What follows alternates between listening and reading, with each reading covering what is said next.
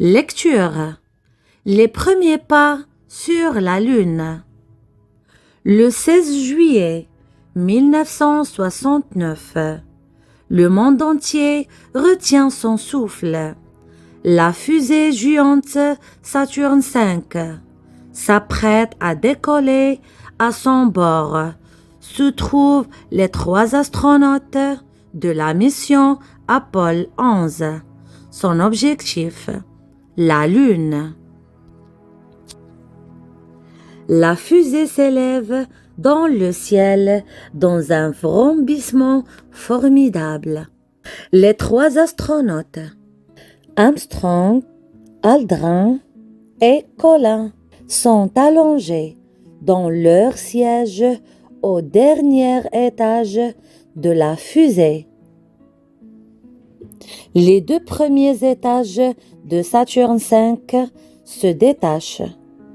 Puis le 3e étage change de direction pour se mettre en orbite autour de la Terre. Cela dure en tout 12 minutes. L'altitude est de 185 km et la vitesse est de 28 000 km par heure. Au bout de 3 jours, le vaisseau spatial se rapproche de la Lune. Mais il reste encore à réussir l'étape la plus risquée du voyage. Pour se mettre en orbite autour de la Lune, les astronautes doivent beaucoup freiner le vaisseau. Ils mettent alors le feu aux rétrofusées. Le 20 juillet, Armstrong et Aldrin prennent place dans le module lunaire qui se détache ensuite du vaisseau pour descendre sur la Lune. Collins, lui, reste dans la fusée et continue de tourner autour de la Lune. À 150 mètres du sol lunaire, les 2 astronautes observent le terrain où ils vont se poser. Ils évitent un grand cratère, se dirigent vers une surface pleine et à 21h17, c'est l'alunissage sur la mer de la Tranquillité. La porte du module s'ouvre le 21 juillet à 3h38 sur Terre.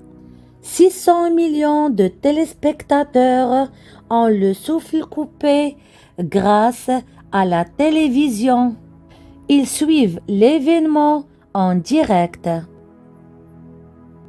Revêtu d'une combinaison, Armstrong descend un petit escalier et à 3h56 pose le pied gauche sur la Lune. Il s'écrie « Ça y est, je touche le sol ». C'est très ferme, on dirait de la poussière de charbon. Au même moment, à Houston, au centre de la NASA, les ingénieurs se lèvent et applaudissent. L'instant est inoubliable. C'est un petit pas pour un homme, mais un pas gigantesque pour l'humanité.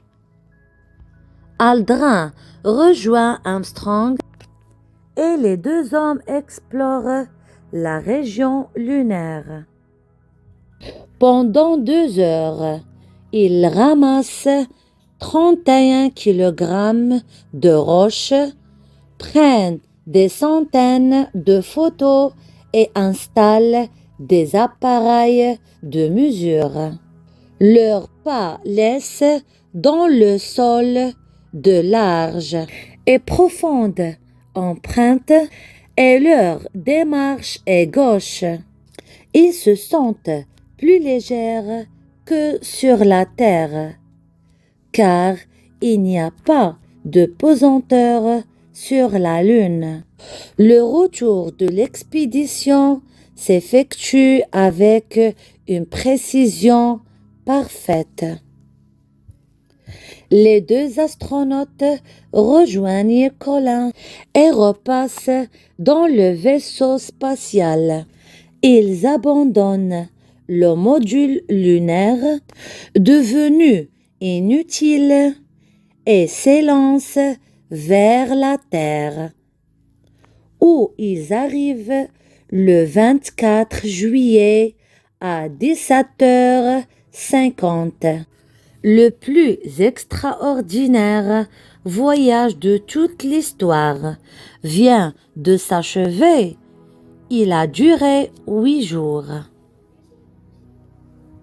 D'après le journal Ouest France 1969, les premiers pas sur la Lune.